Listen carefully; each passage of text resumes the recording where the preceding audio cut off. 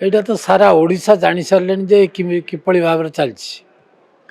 ନବୀନ ପଟ୍ଟନାୟକ ପଛରେ ଏ ପାଣ୍ଡିଆନ ଗୋଡ଼େଇଛି କ'ଣ ପାଇଁ?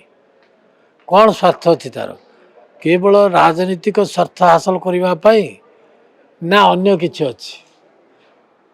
ଏଇଟା ବର୍ତ୍ତମାନ ବିଶ୍ଳେଷଣ କରିବା ଦରକାର। ସେ କାହାକୁ ପଚାରୁନି ପାଣ୍ଡିଆନ। ତାଙ୍କର ବିଜେପି ଜନତା ଦଳର ଯେଉଁମାନେ ସିନିୟର ଲିଡର୍ସ ଅଛନ୍ତି, ରାଜା ସ୍ୱାଇଁ ଭଳିଆ ଲୋକ, ଯିଏକି ଦଳର ଅବଦାନ ବହୁତ ବିଜୁ ଜନତା ଦଳ ପାଇଁ, ତାଙ୍କୁ ଏଇଭଳିଆ ବ୍ୟବହାର କରିବାଟା କେହି ହଜମ କରିପାରୁନାହାନ୍ତି। କିନ୍ତୁ ଆମେ ଶୁଣୁଛୁ ଯେ ତାଙ୍କ ଭାଇ ଆସିଥିଲେ ନବୀନ ପଟ୍ଟନାୟକର, ପାଣ୍ଡିଆନକୁ ଗାଳି କରିକି ଯାଇଛନ୍ତି, କହିଛନ୍ତି ଯେ ନାଇଁ ଯାହା ହେବ ଆମେ ବୁଝିବୁ, ତମେ କିଏ ସେ ବୋଲି ପଚାରିଛନ୍ତି।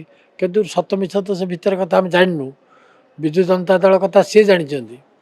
କିନ୍ତୁ ଯାହା ଚାଲିଛି କେବଳ ଗୋଟିଏ କଥା ପାଇଁ ମୁଁ ଯାହା ଭାବୁଛି, ଆଉ ଲୋକେ ଯାହା କହୁଛନ୍ତି ଯେ ବିଜୁ ଜନତା ଦଳର ଯେଉଁ ଟଙ୍କାଟା ଅଛି ପାର୍ଟି ଫଣ୍ଡ, ସେ ପାର୍ଟି ଫଣ୍ଡ ଉପରେ ପାଣ୍ଡିଆନର ନଜର।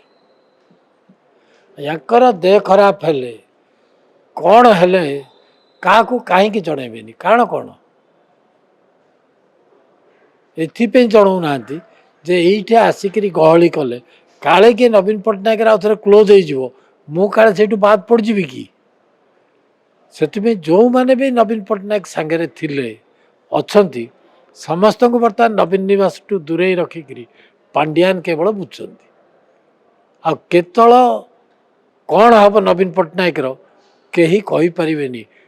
ଯାହା ସାଧାରଣରେ ଆଲୋଚନା ଯେ ପଇସା ପାଇଁ ଏ ବିଜୁ ଜନତା ଦଳର ଫଣ୍ଡଟା ପାଇଁ ନବୀନ ପଟ୍ଟନାୟକର କେତେବେଳେ ଜୀବନଟା କିଏ ନେଇଯିବ, ସେ କଥା ମଧ୍ୟ କେହି କହିପାରିବେନି। ଭାବୁଛୁ, ସମସ୍ତେ ଭାବୁଛନ୍ତି, ସାରା ଓଡ଼ିଶା ଭାବୁଛି। ନଥିଲେ ପାଣ୍ଡିଆନର ସ୍ୱାର୍ଥ କ'ଣ ଅଛି? ସେ ଜଣେ IAS ଅଫିସର ଥିଲା, ରିଜାଇନ୍ କଲା। ତା ସ୍ତ୍ରୀ ଜଣେ IAS ଅଫିସର ଥିଲେ, ରିଜାଇନ୍ କଲେ।